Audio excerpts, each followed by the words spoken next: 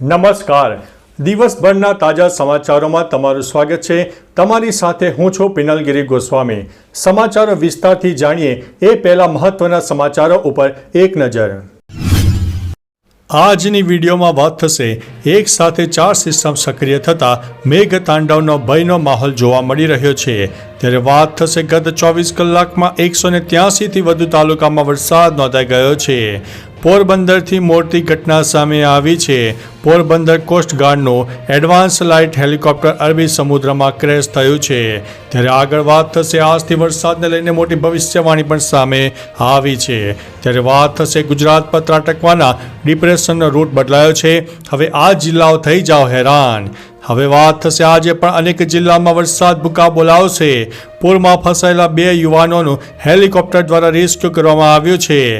નવસારીમાં ગઈકાલે આંગણવાડી અને શાળામાં રજા જાહેર કરવામાં આવી હતી. ત્યારે આગળ વાત થશે ભયાનક માર્ગ અકસ્માતમાં 7 લોકોના મોત થયા છે. ત્યારે આગળ વાત થશે વાલિયામાં આબ ફાટ્યો હતો. નદી નાળા છલોછલ થઈ ગયા હતા. ઉકાઈ ડેમમાં પાણીની આવક ધીમે ધીમે શરૂ થઈ ગઈ છે. જળ પ્રલયના ડરામણા દ્રશ્યો પણ સામે આવ્યા છે. ભારે વરસાદ વચ્ચે નર્મદા ડેમના દરવાજા ખોલી નાખવામાં આવ્યા છે. સેમિકન્ડક્ટર ક્ષેત્રે ગુજરાતનું વધુ એક ડગલું સામે આવ્યું છે.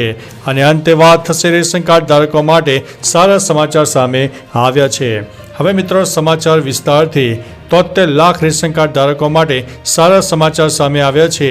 સરકારે નિર્ણય લીધો કે હવે રેશન વિતરકો દુકાન બંધ રાખી શકશે નહીં. પોતાની ગેરહાજરીમાં અન્યને ચાર્જ સોંપવો પડશે. આ અંગે રેશન વિતરકે બહાર જતી વખતે જિલ્લા પુરવઠા અધિકારીને જાણ કરવી પડશે. ઉલ્લેખનીય છે કે રાજ્યમાં સસ્તા અનાજ વિતરણ માટે 700 દુકાનો નોંધાઈ છે. મિત્રો અન્ય મહત્વના સમાચારની વાત કરીએ તો સેમિકન્ડક્ટર ક્ષેત્રે ગુજરાતનું વધુ એક ડગલું. સેમિકન્ડક્ટર ક્ષેત્રે ગુજરાતની વૃદ્ધિને લઈને સીએમ ભૂપેન્દ્રભાઈ પટેલે એક્સ ઉપર સારા સમાચાર આપ્યા છે. તેમણે જણાવ્યું છે કે પીએમ મોદીની અધ્યક્ષતામાં મળેલ કેન્દ્રીય કેબિનેટ દ્વારા ગુજરાતમાં વધુ એક સેમિકન્ડક્ટર પ્રોજેક્ટને મંજૂરી મળી ગઈ છે. જેને લઈને સાણંદ ખાતે કાઇનેસ સેમિકોન કંપનીનો પ્લાન્ટ સ્થાપવામાં આવશે. જેમાં 3300 કરોડ રૂપિયાનું મૂડીરોકાણ કરવામાં આવ્યું છે. મિત્રો અન્ય મહત્વના સમાચારની વાત કરીએ તો ભારે વરસાદ વચ્ચે નર્મદા ડેમના દરવાજા ખોલાયા છે. દક્ષિણ ગુજરાતમાં ભારે વરસાદ વચ્ચે નર્મદા ડેમની જળ સપાટી 134.73 મીટરે પહોંચી છે. ડેમમાં પાણીની આવક વધીને 3,80,275 ક્યુસેક થઈ છે. તેથી ડેમના 15 દરવાજા 2 મીટર સુધી ખોલવામાં આવ્યા છે. દરમિયાન દરવાજા દ્વારા 2 લાખ ક્યુસેક અને પાવર હાઉસ વડે 45,000 ક્યુસેક પાણી નદીમાં છોડાઈ રહ્યું છે. હાલ નર્મદા નદીમાં 2,45,000 ક્યુસેક પાણી છોડાયું છે. નદી 2 કાંઠે વહેતા કાંઠા વિસ્તારો હવે એલર્ટ થઈ ગયા છે. મિત્રો અન્ય મહત્વના સમાચારની વાત કરીએ તો જળ પ્રલયના ડરામણા દ્રશ્યો સામે આવ્યા છે. ડીપ ડિપ્રેશનની અસરને કારણે ડાંગમાં ભારે વરસાદ પડ્યો હતો. ડાંગના મહાલ રોડ પર પહાડ પરથી રસ્તા પર પ્રચંડ ધોધ વહી રહ્યો હોય તેવા દ્રશ્યો સામે આવ્યા છે. જળ પ્રલયના ડરામણા દ્રશ્યો જોઈને તમે પણ અચંબામાં પડી જશો. ડાંગ જિલ્લા પંચાયત હસ્તકના 15 જેટલા ગ્રામ્ય માર્ગો વરસાદી પાણીને લઈને અવરોધાયા છે. ડાંગ જિલ્લામાં સરેરાશ 4 ઇંચની આસપાસ વરસાદ નોંધાઈ ગયો છે. મિત્રો અન્ય મહત્વના સમાચારની વાત કરીએ તો ઉકાઈ ડેમમાં પાણીની આવક શરૂ. તાપી જિલ્લામાં ભારે વરસાદના પગલે ઉકાઈ ડેમમાં ફરીથી પાણીની આવક શરૂ થઈ છે. નવા પાણીની આવક થતાં ડેમના 14 દરવાજા ખોલી નાખવામાં આવ્યા છે. ઉકાઈ ડેમમાં 1,47,262 ક્યુસેક પાણીની આવક સામે 1,63,056 ક્યુસેકની જાવક નોંધાઈ છે. તાપી જિલ્લામાં ધોધમાર વરસાદના પગલે જળ સંકટ સર્જાયું છે. પૂરના પાણીના કારણે નદીનું દ્રશ્ય ખૂબ જ બિહામણું લાગી રહ્યું છે. મિત્રો અન્ય મહત્વના સમાચારની વાત કરીએ તો વાલિયામાં આબ ફાટ્યો. નદી નાળા છલોછલ થઈ ગયા છે. રેડ એલર્ટની આગાહી વચ્ચે વાલિયામાં આબ ફાટ્યો હોય તેવી પરિસ્થિતિ સર્જાઈ હતી. ગત 14 કલાકમાં સૌથી વધુ 12 ઇંચ વરસાદ થતાં જનજીવન ખોરવાયું છે. નદી નાળા છલોછલ થઈ ગયા છે. તો ડેહલી ગામમાં લોકોના ઘરોમાં પાણી ઘૂસી ગયા હતા. ઉલ્લેખનીય છે કે એવામાં હવામાન વિભાગના જણાવ્યા અનુસાર હાલમાં ગુજરાત ઉપર 4 સિસ્ટમ સક્રિય થઈ છે. મિત્રો અન્ય મહત્વના સમાચારની વાત કરીએ તો ભયાનક માર્ગ અકસ્માતમાં 7 લોકોના મોત થયા છે. હરિયાણાના જીંદમાં હિંસાર ચંદીગઢ હાઈવે પર એક ભયાનક અકસ્માત સર્જાયો હતો. ટ્રકે ટાટા મેજિકને ટક્કર મારી હતી, જે આગળ વધી રહી હતી. આ અકસ્માતમાં 7 લોકોના મોત થયા છે, જ્યારે 8 લોકોની હાલત ગંભીર છે. ઘાયલોને હોસ્પિટલમાં દાખલ કરવામાં આવ્યા છે. મૃતકોની ઓળખ રૂકમણી, કામિની, તેજપાલ, સુરેશ, પરમજીત, મુક્તિ તરીકે થઈ છે. એકની ઓળખ થઈ શકી નથી. પોલીસે આગળની કાર્યવાહી હાથ ધરી છે. મિત્રો, અન્ય મહત્વના સમાચારની વાત કરીએ તો નવસારીમાં ગઈકાલે આંગણવાડી અને શાળાઓમાં રજા આપવામાં આવી હતી. નવસારીમાં ભારે વરસાદને પગલે પૂર જેવી પરિસ્થિતિનું નિર્માણ થયું હતું. નવસારી નગરપાલિકા અને નવસારી તાલુકા ગ્રામ્ય વિસ્તાર ગણદેવી તાલુકા માટે પૂર્ણા અને અંબિકા નદીના પાણીથી રસ્તાઓ બંધ થઈ ગયા હતા.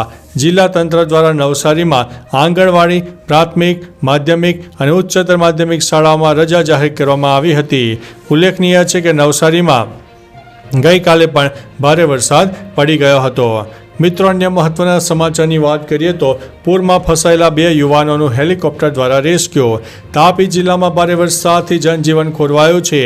વાલોડ દોડકિયા ફળિયા પાસે નદીમાં બેટ ઉપર ભેંસ ચરાવવા ગયેલા 2 હળપતિ યુવાનો નદીના પ્રવાહમાં ફસાઈ ગયા હતા. તંત્રને જાણ થતાં પાણી બેટ ઉપર ચડવા મારતા જિલ્લા વહીવટીતંત્ર દ્વારા હેલિકોપ્ટરથી રેસ્ક્યુ કરાવીને સલામત સ્થળે પહોંચાડવામાં આવ્યા હતા. મિત્રો, અન્ય મહત્વના સમાચારની વાત કરીએ તો આજે પણ વરસાદ ભૂકા બોલાવશે. હવામાન વિભાગની આગાહી અનુસાર રાજ્યમાં હજુ પણ વરસાદની શક્યતા છે. ખેડા, અમદાવાદ, પંચમહાલ, છોટાઉદેપુર, સુરેન્દ્રનગર, અમરેલીમાં મેઘમહેર જોવા મળશે. આ ઉપરાંત આણંદ, વડોદરા, નર્મદા, ડાંગ, નવસારી, વલસાડ, તાપી, ભાવનગર અને બોટાદમાં પણ ધોધમાર વરસાદ થઈ શકે છે. ભરૂચ અને સુરત અત્યંત ભારે વરસાદમાં તરબદોળ થઈ શકે છે. મિત્રો, અન્ય મહત્વના સમાચારની વાત કરીએ તો ગુજરાત પર ત્રાટકવાના ડિપ્રેશનનો રૂટ બદલાયો છે. હવે આ જિલ્લાઓ થઈ જાઓ સાવધાન.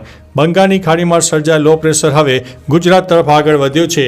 લો પ્રેશરને કારણે દક્ષિણ ગુજરાત, મધ્ય ગુજરાત અને ઉત્તર ગુજરાતમાં જોરદાર વરસાદ પડી શકે છે, પરંતુ આ સિસ્ટમ સતત પોતાનો રૂટ બદલી રહી છે. દક્ષિણ ગુજરાત, મધ્ય ગુજરાતમાં ભારે વરસાદની શક્યતા છે.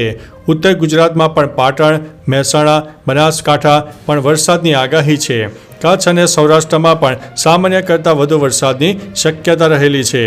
મિત્રો, અન્ય મહત્વના સમાચારની વાત કરીએ તો આજથી વરસાદને લઈને મોટી ભવિષ્યવાણી સામે આવી છે. હવામાન નિષ્ણાતોના મતે બંગાળની ખાડીમાં બનેલ લો પ્રેશર ગુજરાત પહોંચી ગયું છે. તેથી દક્ષિણ, મધ્ય અને ઉત્તર ગુજરાતમાં વરસાદ પડી શકે છે. રાજ્યમાં 3 થી 9 સપ્ટેમ્બર દરમિયાન એવો વરસાદ પડશે જે 65% વિસ્તારને આવરી લેશે, જેમાં દક્ષિણ, મધ્ય અને ગુજરાતના અનેક ભાગોમાં ભારે વરસાદ થઈ શકે છે.